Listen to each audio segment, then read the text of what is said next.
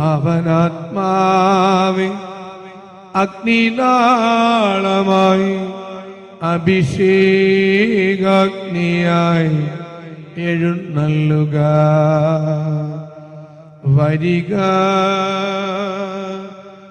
വാഴുക. ആത്മാവിൻ മാധുര്യമേ, വെളിവിൻ കതിരേ, ആത്മാവിൻ തണുപ്പേ,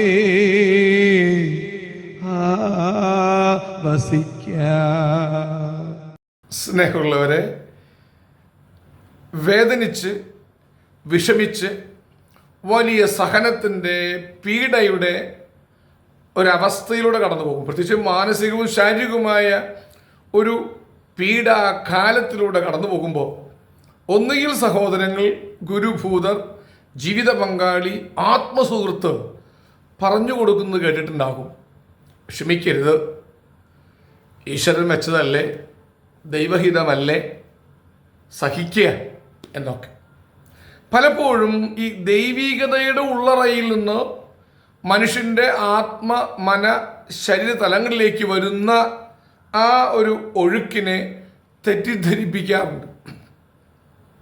ദൈവം വെച്ചതല്ലേ, ദൈവത്തിൻ്റെ ഹിതമല്ലേ എന്ന് ഒരു ആവരണ വർണ്ണക്കടലാസ് പൊരിഞ്ഞു കൊടുത്തുകൊണ്ട് സത്യത്തിൽ ഈ ലോകത്തിൻ്റെ ആ അകക്കാമ്പിൽ നിന്ന് ഒരു മനുഷ്യന് നേരെ വരുന്ന ഒരു പീഡ, ഒരു ക്രൂരനായ മാതാപിതാക്കളിൽപ്പെട്ടവനോ സഹോദരനോ അധികാരിയോ ആരാവട്ടെ ഒരു ക്രൂര മനസ്സോടെ ഒരുവനെ അടിച്ച് വേദനിപ്പിച്ച് മുറിവേൽപ്പിച്ച് വഴിയോരങ്ങളിൽ ഇടുമ്പോൾ അത് ദൈവത്തിൻ്റെ ഹിതമാണ്, ദൈവം വെച്ചതല്ലേ എന്ന് പറഞ്ഞ് തെറ്റിദ്ധരിപ്പിക്കുന്നത് ശരിയാണോ?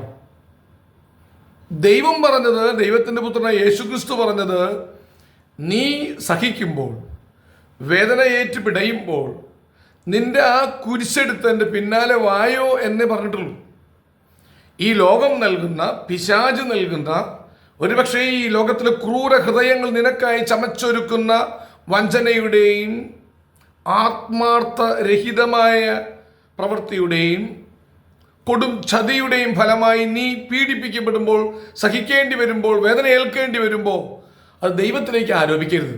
ക്രൂര മനസ്സിൻ്റെ, പൈശാചിക ഭാവത്തിൻ്റെ, ലോകത്തിൻ്റെ ക്രയവിക്രയങ്ങളുടെ ഭാഗമായി വരുന്നത് ഒരിക്കലും ദൈവത്തിൻ്റെ അല്ല. ദൈവം പറഞ്ഞത് ആ സഹനങ്ങൾ നീ ഏൽക്കുമ്പോൾ എന്നെ തള്ളിപ്പറയാതെ എൻ്റെ പിന്നാലെ വരിക എന്നുള്ളതാണ്. നോമ്പിൽ, ഈ വലിയ നോമ്പിൽ കടന്നു പോകുന്ന മനസ്സുകൾ ഇത് ചിന്തയ്ക്ക് വിഷയീഭവിപ്പിക്കുന്നത് നല്ലതാണ്.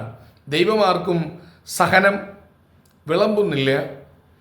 ഏറ്റെടുക്കേണ്ടി വരുന്ന സഹനങ്ങളെ നല്ല മനസ്സോടെ കുരിശു വഹിച്ച് ക്രിസ്തു പോയതുപോലെ വഹിച്ചു നീങ്ങുക. ദൈവത്തെ ആരോപിക്കല്ലേ. ഹല്ലേലൂയ, ആവേ മരിയ, ആമേൻ.